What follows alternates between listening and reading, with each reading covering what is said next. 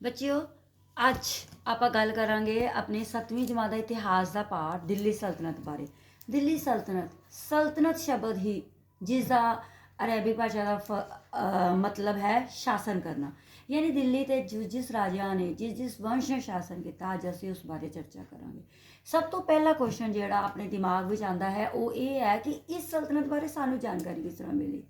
ਬੱਚਿਓ ਇਸ ਦੀ ਜਾਣਕਾਰੀ ਦੇ ਲਈ ਕੁਝ ਵਿਦੇਸ਼ੀ ਯਾਤਰੀ ਜਿਹੜੇ ਉਸ ਸਮੇਂ ਦਿੱਲੀ ਤੇ ਆਏ ਹੋਣੇ ਆ, ਜਿਵੇਂ ਇਬਨ ਬਤੂਤਾ, ਮਾਰਕ ਪੋਲੋ, ਇਹਨਾਂ ਨੇ ਆਪਣੀ ਉੱਥੇ ਦੀ ਸਾਰੇ ਰਾਜਿਆਂ ਬਾਰੇ ਜੋ ਵੀ ਚੀਜ਼ ਉਹਨਾਂ ਨੂੰ ਅੱਛੀ ਲੱਗੀ, ਉਹਨਾਂ ਦੇ ਸ਼ਾਸਨ ਬਾਰੇ ਜਾਂ ਮੰਤਰੀਆਂ ਬਾਰੇ, ਲੋਕਾਂ ਦੀ ਭਲਾਈ ਦੇ ਲਈ ਕੀਤੇ ਗਏ ਕੰਮਾਂ ਬਾਰੇ ਜਾਂ ਟੈਕਸਿਸ ਲਗਾਉਣ ਜਿਹੜੇ ਜੋ ਵੀ ਉਹਨਾਂ ਨੇ ਲਗਾਏ ਜਾਂ ਜਨਤਾ ਦੇ ਜਿਸ ਤਰ੍ਹਾਂ ਖਰਚਾ ਕੀਤਾ, ਉਸ ਬਾਰੇ ਕੁਝ ਕਿਤਾਬਾਂ ਲਿਖੀਆਂ, ਉਸ ਤੋਂ ਜਾਣਕਾਰੀ ਮਿਲਦੀ ਆ।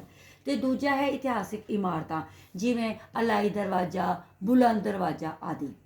ਹੁਣ ਇਸ ਤੋਂ ਬਾਅਦ ਹੈ ਕਿ ਦਿੱਲੀ ਸਲਤਨਤ ਤੇ ਰਾਜ ਕੀਤਾ ਜਿਵੇਂ ਦਾਸ ਵੰਸ਼, ਲੋਧੀ ਵੰਸ਼, ਤੁਗਲਕ ਵੰਸ਼, ਸੈਯਦ ਵੰਸ਼ ਆਦਿ ਨੇ।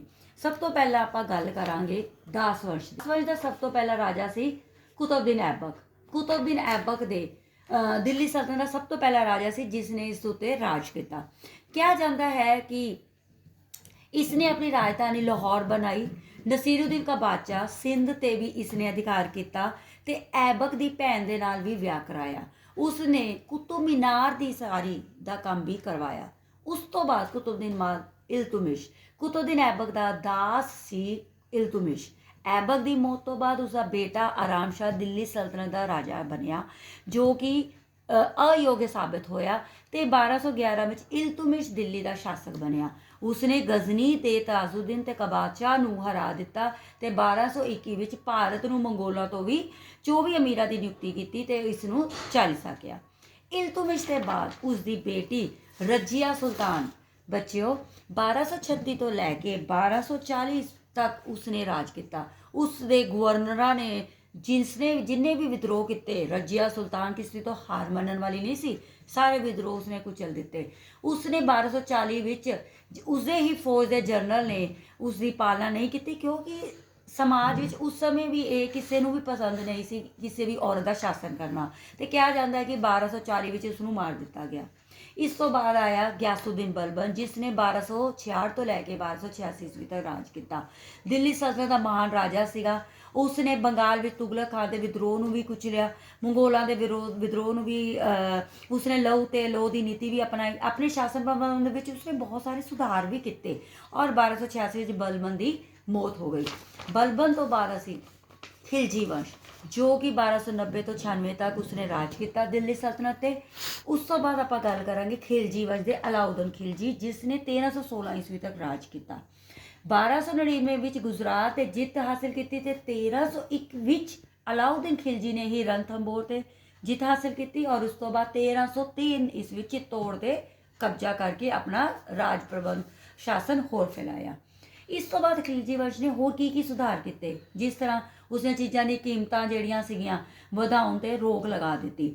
ਅਫਸਰਾਂ ਦੀ ਨਿਯੁਕਤੀ ਕੀਤੀ ਕਿ ਜੋ ਵੀ ਉਸਦੇ ਨਿਯਮ ਦੀ ਉਲੰਘਣਾ ਕਰਦਾ ਹੈ ਉਸ ਨੂੰ ਕੋੜੇ ਲਗਾਏ ਜਾਣ। ਦੁਕਾਨਦਾਰ ਕਦੀ ਵੀ ਹਰ ਕੀਮਤ ਜੋ ਵੀ ਡਿਸਾਈਡ ਕੀਤੀ ਗਈ ਨਿਯਮ ਉਹੀ ਉਸ ਤੋਂ ਲੈਂਦੇ, ਗ੍ਰਾਹਕਾਂ ਤੋਂ ਲੈਂਦੇ ਸੀ। ਜੇ ਉਹ ਘੱਟ ਤੋਲਦੇ ਸੀ ਤੇ ਕਿਹਾ ਜਾਂਦਾ ਹੈ ਕਿ ਉਸਦੇ ਸਰੀਰ ਦਾ ਉਹਨਾਂ ਮਾਸ ਉਤਾਰ ਕੇ ਕੀਮਤ ਪੂਰੀ ਕੀਤੀ ਜਾਂਦੀ ਸੀ।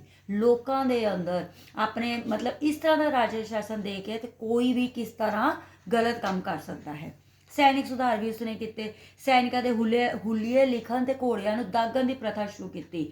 1316 ਵਿੱਚ ਅਲਾਉਦੀਨ ਦੀ ਮੌਤ ਹੋ ਗਈ। ਉਸ ਤੋਂ ਬਾਅਦ ਬੱਚਿਓ ਆਪਾਂ ਗੱਲ ਕਰਾਂਗੇ ਤੁਗਲਕ ਵੰਸ਼ ਦੀ। ਤੁਗਲਕ ਵੰਸ਼ ਜੋ ਕਿ 1320 ਤੱਕ 1414 ਈਸਵੀ ਤੱਕ ਰਾਜ ਕੀਤਾ। ਗਿਆਸੁਦੀਨ ਤੁਗਲਕ ਸੀਗਾ ਇਸ ਵੰਸ਼ ਦਾ ਪਹਿਲਾ ਰਾਜਾ, ਜਿਸ ਨੇ 1320 ਤੋਂ ਲੈ ਕੇ 1325 ਤੱਕ ਸ਼ਾਸਨ ਕੀਤਾ। ਮੁਹੰਮਦ ਬਿਨ ਤੁਗਲਕ ਇਸ ਰਾਜ ਦਾ। ਦਿੱਲੀ ਸਲਤਨਤ ਦਾ ਸਭ ਤੋਂ ਸ਼ਕਤੀਸ਼ਾਲੀ ਰਾਜਾ ਸੀ ਮੁਹੰਮਦ ਬਿਨ ਤੁਗਲਕ। ਉਸਨੇ 1325 ਤੋਂ ਲੈ ਕੇ 1351 ਤੱਕ ਰਾਜ ਕੀਤਾ। ਹੁਣ ਬੱਚਿਓ ਇੱਕ ਗੱਲ, ਮੁਹੰਮਦ ਬਿਨ ਤੁਗਲਕ ਨੂੰ ਪੜ੍ਹਿਆ ਲਿਖਿਆ ਮੂਰਖ ਕਿਉਂ ਕਿਹਾ ਜਾਂਦਾ ਹੈ? ਚਲਿਏ ਉਸ ਬਾਰੇ ਗੱਲ ਕਰੀਏ ਕਿ ਜਦੋਂ ਮੁਹੰਮਦ ਬਿਨ ਦਾ ਸ਼ਾਸਨ ਆਇਆ ਤੇ ਉਸਨੇ ਅਜਿਹੀਆਂ ਕਿਹੜੇ ਕੰਮ ਕੀਤੇ ਜਾਂ ਉਸ ਤੋਂ ਕਿਹੜੀਆਂ ਗਲਤੀਆਂ ਹੋਈਆਂ ਜਿਸ ਕਰਕੇ ਉਸ ਨੂੰ ਪੜ੍ਹਿਆ ਲਿਖਿਆ ਬੇਵਕੂਫ ਕਿਹਾ ਜਾਂਦਾ ਹੈ। ਨੰਬਰ ਫਸਟ, ਸਭ ਤੋਂ ਪਹਿਲੀ ਗਲਤੀ, ਰਾਜਧਾਨੀ ਬਦਲ ਦੇਣਾ। 1327 ਵਿੱਚ ਮੁਹੰਮਦ ਬਿਨ ਤੁਗਲਕ ਨੇ ਸਾਮਰਾਜ ਦੀ ਰਾਜਧਾਨੀ ਹੀ ਬਦਲ ਦਿੱਤੀ ਔਰ ਦੇਵਗਿਰੀ ਬਦਲਣ ਦਾ ਉਸਦਾ ਫੈਸਲਾ ਹੀ ਗਲਤ ਸਾਬਿਤ ਹੋਇਆ। ਨੰਬਰ 2, ਸਭ ਤੋਂ ਵੱਡੀ ਗਲਤੀ, ਕਾਂਸੇ ਦੇ ਸਿੱਕੇ ਚਲਾ ਦੇਣਾ। ਸ਼ਾਸਨ ਦੇ ਵਿੱਚ ਉਸ ਸਮੇਂ ਸੋਨੇ ਤੇ ਚਾਂਦੀ ਦੇ ਸਿੱਕੇ ਚੱਲ ਰਹੇ ਸੀਗੇ ਤੇ ਉਸਨੇ ਕਾਂਸੇ ਦੇ ਸਿੱਕੇ ਚਲਾ ਦਿੱਤੇ। ਲੋਕਾਂ ਨੇ ਸਾਰੇ ਚਾਂਦੀ ਦੇ ਸਿੱਕੇ ਵਗੈਰਾ ਸੰਗ੍ਰਹਿ ਯਾਨੀ ਇਕੱਠੇ ਕਰਕੇ ਰੱਖ ਲਏ ਤੇ ਕਾਂਸੇ ਦੇ ਸਿੱਕੇ ਲੈਣਾ ਕੋਈ ਮੁਸ਼ਕਿਲ ਕੰਮ ਨਹੀਂ ਸੀ। ਤੀਸਰਾ ਫੈਸਲਾ ਜਿਹੜਾ ਉਸਨੇ ਸਭ ਤੋਂ ਉਹਦੇ ਲਈ ਮੂਰਖਤਾ ਵਾਲਾ ਸਾਬਿਤ ਹੋਇਆ ਉਹ ਸੀ ਖੁਰਾਸਾਨ ਯਾਨੀ ਈਰਾਨ ਨੂੰ ਜਿੱਤਣ ਦਾ ਫੈਸਲਾ। ਯੋਜਨਾ ਉਸਨੇ ਬਹੁਤ ਅੱਛੀ ਬਣਾਈ ਕਿ ਮੈਂ ਈਰਾਨ ਨੂੰ ਜਿੱਤਣਾ, ਇਸ ਲਈ ਕਿਹਾ ਜਾਂਦਾ ਉਸਨੇ ਬਹੁਤ ਜ਼ਬਰਦਸਤ ਸੈਨਿਕਾਂ ਤੇ ਬੜਾ ਜ਼ਿਆਦਾ ਖਰਚਾ ਕੀਤਾ। ਲੋਕਾਂ ਨੂੰ ਜਦੋਂ ਉਸਨੇ ਰਾਜਧਾਨੀ ਵੀ ਬਦਲੀ, ਲੋਕਾਂ ਨੂੰ ਦਿੱਲੀ ਤੋਂ ਇੱਥੇ ਤੱਕ ਆਉਣਾ, ਦੇਵਗਿਰੀ ਤੱਕ ਆਉਣਾ ਬਹੁਤ ਮੁਸ਼ਕਿਲ ਹੋ ਗਿਆ। ਕਹਿੰਦੇ ਬਹੁਤ ਸਾਰੇ ਲੋਕ ਰਸਤੇ 'ਚ ਹੀ ਮਰ ਗਏ। ਇਸੇ ਤਰ੍ਹਾਂ ਲੋਕ ਉਸ ਸਮੇਂ ਆਪਣੇ ਰਾਜਾ ਤੋਂ ਬਹੁਤ ਨਾਰਾਜ਼ ਸੀ। ਦੂਸਰਾ, ਜਦੋਂ ਇਹਨੇ ਈਰਾਨ ਨੂੰ ਜਿੱਤਣ ਦੇ ਲਈ ਇੱਕ ਯੋਜਨਾ ਬਣਾਈ, ਬਹੁਤ ਸਾਰਾ ਪੈਸਾ ਸੈਨਿਕਾਂ ਤੇ ਖਰਚਾ ਕਰ ਦਿੱਤਾ। ਜਦੋਂ ਸੈਨਿਕ ਤਿਆਰ ਹੋ ਗਏ ਤੇ ਰਾਜਾ ਜੀ ਕੀ ਕਹਿੰਦੇ ਨੇ, ਮੇਰਾ ਤਾਂ ਡਿਸੀਜਨ ਹੀ ਚੇਂਜ ਹੋ ਗਿਆ, ਮੈਂ ਹੁਣ ਈਰਾਨ ਨੂੰ ਜਿੱਤਣਾ ਨਹੀਂ ਚਾਹੁੰਦਾ। ਇਸ ਤਰ੍ਹਾਂ ਦੀਆਂ ਮੂਰਖਤਾਵਾਂ ਮੁਹੰਮਦ ਬਿਨ ਤੁਗਲਕ ਨੇ ਕੀਤੀਆਂ ਨੇ। ਉਸ ਤੋਂ ਬਾਅਦ ਆਪਾਂ ਗੱਲ ਕਰਾਂਗੇ ਤੁਗਲਕ ਵੰਸ਼ ਤੋਂ ਬਾਅਦ ਬੱਚਿਓ ਫਿਰੋਜ਼ ਸ਼ਾਹ ਤੁਗਲਕ ਦੀ, ਜਿਸ ਨੇ 1388 ਤੱਕ ਰਾਜ ਕੀਤਾ। ਤਲਾਬ, ਖੂਹ, ਹਸਪਤਾਲ ਆਦਿ ਸਰਾਹ ਬਣਾਏ, ਬਹੁਤ ਸਾਰੇ ਵਧੀਆ ਕੰਮ ਵੀ ਕੀਤੇ। ਤੁਗਲਕ ਸਾਮਰਾਜ ਦਾ ਪਤਨ ਹੋਇਆ ਤੇ ਤੈਮੂਰ ਨੇ ਉਸ 'ਤੇ ਹਮਲਾ ਕੀਤਾ 1398 ਈਸਵੀ ਵਿੱਚ।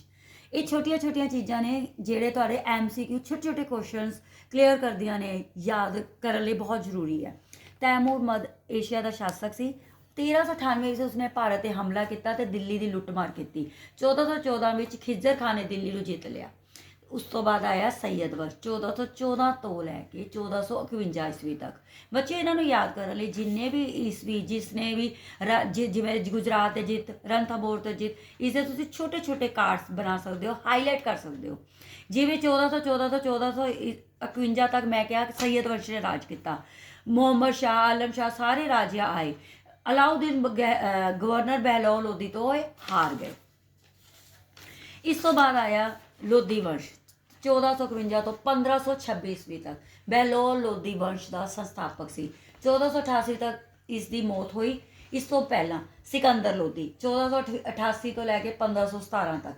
ਲੋਧੀ ਵੰਸ਼ ਦਾ ਬਹੁਤ ਸ਼ਕਤੀਸ਼ਾਲੀ ਰਾਜਾ ਸੀਗਾ। 1503 ਵਿੱਚ ਆਗਰਾ ਦੀ ਸਥਾਪਨਾ ਵੀ ਇਸਨੇ ਕੀਤੀ ਤੇ ਉਸ ਨੂੰ ਰਾਜਧਾਨੀ ਬਣਾਇਆ।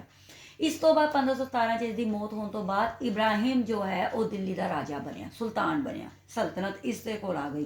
ਇਬਰਾਹਿਮ ਲੋਧੀ 1517 ਤੋਂ ਲੈ ਕੇ 1526 ਤੱਕ ਅਮੀਰਾਂ ਦੀ ਵੱਧ ਰਹੀ ਸ਼ਕਤੀ ਨੂੰ ਰੋਕਣ ਦੇ ਲਈ ਇਸਨੇ ਰੋਕਣ ਦਾ ਯਤਨ ਵੀ ਕੀਤਾ। ਤੇ ਆਲਮ ਖਾਨ ਇਬਰਾਹਿਮ ਲੋਧੀ ਦਾ ਚਾਚਾ ਸੀ। ਉਸਨੇ ਬਾਬਰ ਨੂੰ ਭਾਰਤ 'ਤੇ ਹਮਲਾ ਕਰਨ ਦੇ ਲਈ ਸੱਦਾ ਪੱਤਰ ਭੇਜ ਦਿੱਤਾ ਅਫਗਾਨਿਸਤਾਨ।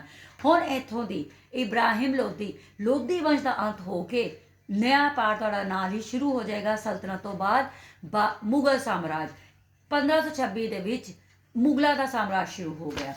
ਸੋ ਬੱਚਿਓ, ਕਾਬੁਲ ਦੇ ਸ਼ਾਸਕ ਬਾਬਰ ਨੇ ਭਾਰਤ 'ਤੇ ਹਮਲਾ ਕਰ ਦਿੱਤਾ ਤੇ ਇਬਰਾਹਿਮ ਲੋਧੀ ਨੂੰ ਹਰਾ ਦਿੱਤਾ 1526 ਈਸਵੀ ਪਾਨੀਪਤ ਦੀ ਲੜਾਈ ਦੇ ਵਿੱਚ। ਇਬਰਾਹਿਮ ਲੋਧੀ ਨੂੰ ਹਰਾਤਾ। ਇਹਦਾ ਮਤਲਬ 1526 ਈਸਵੀ ਦੇ ਵਿੱਚ ਦਾਸ ਵੰਸ਼, ਲੋਧੀ ਵੰਸ਼ ਦਾ ਅੰਤ, ਦਿੱਲੀ ਸਲਤਨਤ, ਇਸ ਤੋਂ ਬਾਅਦ ਦਾ ਸਾਮਰਾਜ ਜੋ ਹੈ ਮੁਗਲ ਸਾਮਰਾਜ ਸਥਾਪਿਤ ਹੋ ਗਿਆ। ਸੋ ਉਮੀਦ ਹੈ ਬੱਚਿਓ ਤੁਹਾਨੂੰ ਇਸ ਜਾਣਕਾਰੀ ਤੋਂ ਬਹੁਤ ਸਾਰਾ ਫਾਇਦਾ ਹੋਏਗਾ ਔਰ ਤੁਹਾਡੇ ਬਹੁਤ ਸਾਰੇ ਡਾਊਟਸ ਵੀ ਕਲੀਅਰ ਹੋ ਜਾਣਗੇ। ਧੰਨਵਾਦ।